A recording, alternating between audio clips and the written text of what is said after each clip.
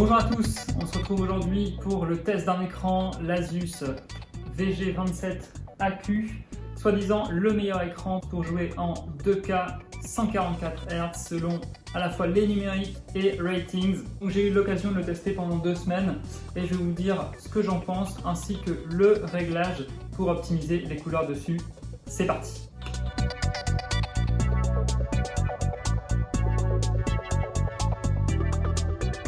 Quand vous recevez le VG27AQ, la boîte comprend une alimentation déportée avec un serre-câble, ce qui est vraiment pratique, ainsi qu'un câble HDMI et un câble DisplayPort. On voit ici que la connectique est plutôt étendue sur cet écran, avec 2 ports HDMI, un DisplayPort, un port jack, la prise d'alimentation, mais on note l'absence de hub USB. Au niveau du design, on est sur un design assez épuré, avec un écran assez fin. Très ergonomique, cet écran est aussi complètement orientable.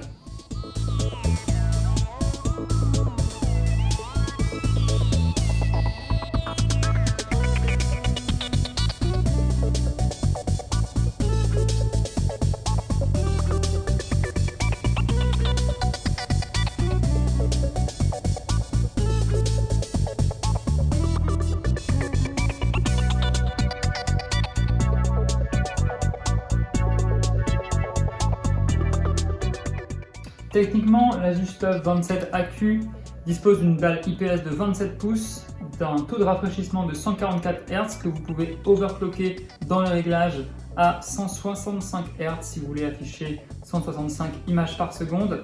Il a un temps de réponse d'1 milliseconde et une compatibilité à la fois FreeSync et G-Sync.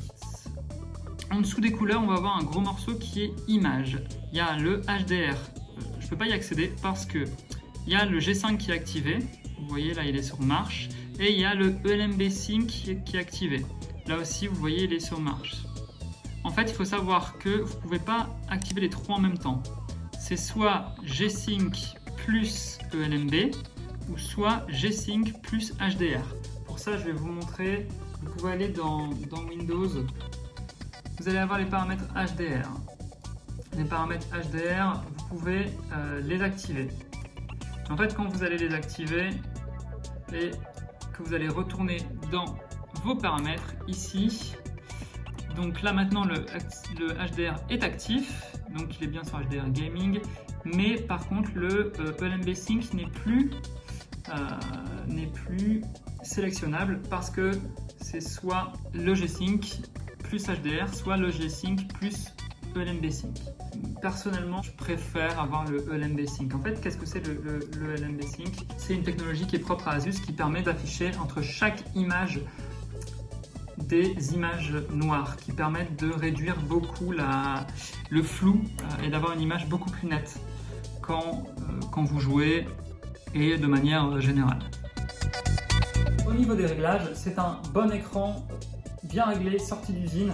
Par contre, si vous voulez vraiment en tirer le maximum, moi je vous conseillerais d'aller dans les réglages et de gérer les couleurs, de mettre le rouge à 92, le vert à 94 et le bleu à 100%. Comme ça, vous aurez vraiment des blancs blancs, des noirs noirs et un spectre de couleurs vraiment respecté.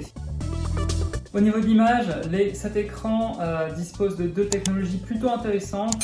La première, ce qui s'appelle LFC pour Low Frame Rate Compensation, va permettre à l'écran de générer des images quand il détecte qu'il y a moins de 52 FPS. Il va générer 2, 3, 4 fois plus d'images pour que vous ayez une meilleure impression de fluidité à l'écran.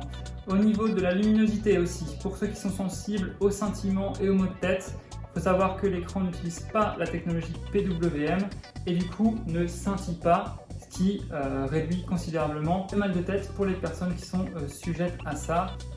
Après 2 semaines d'utilisation, qu'est-ce que je peux vous dire de cet écran? Eh bien, je peux vous dire qu'il est vraiment super. Moi j'ai adoré l'utiliser. Déjà quand vous l'installez, il est ergonomique, il y a des passes-câbles. C'est vraiment facile de faire quelque chose de propre comme vous pouvez le voir. Il s'oriente dans tous les sens. Même en mode portrait pour ceux qui veulent.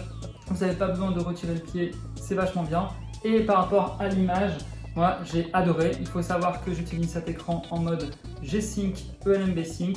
J'ai préféré avoir de la netteté à avoir de la meilleure couleur parce que je trouve que déjà cet écran par rapport à mon ancien écran avec sa dalle IPS offre une bien meilleure prestation et j'ai trouvé les couleurs vraiment très satisfaisantes. Par rapport au fait qu'il n'y ait pas de port USB, personnellement moi ça m'a pas dérangé. J'ai mon ordinateur qui est juste à côté, j'ai pas forcément besoin des ports USB. C'est peut-être dommage qu'on puisse pas non plus en point négatif utiliser le LMB Sync et le G-Sync et le HDR en même temps. Ça aurait été vraiment parfait. Mais comme je vous dis, les couleurs pour moi sont bien. Utilisez les réglages que je vous ai communiqué, le rouge sur 92, le vert sur 94 et le bleu sur 100 pour tirer le maximum de cet écran. Voilà, j'espère que vous avez aimé cette review du Asus TUF VG27AQ. Faites bien attention de prendre cette référence-là et pas prendre le Asus TUF VG27AQ1A qui n'est pas du tout le même écran. Personnellement, je me suis fait avoir. Je pensais commander celui-là, mais j'en ai commandé un autre qui ressemble beaucoup. Fiez-vous au pied, qui n'est pas pareil que celui-ci. Donc voilà, commandez bien la bonne référence. J'espère que vous avez aimé cette review. Mettez un pouce bleu si vous avez aimé. Abonnez-vous si vous avez adoré. En attendant, je vous dis à plus tard, à bientôt dans une nouvelle vidéo.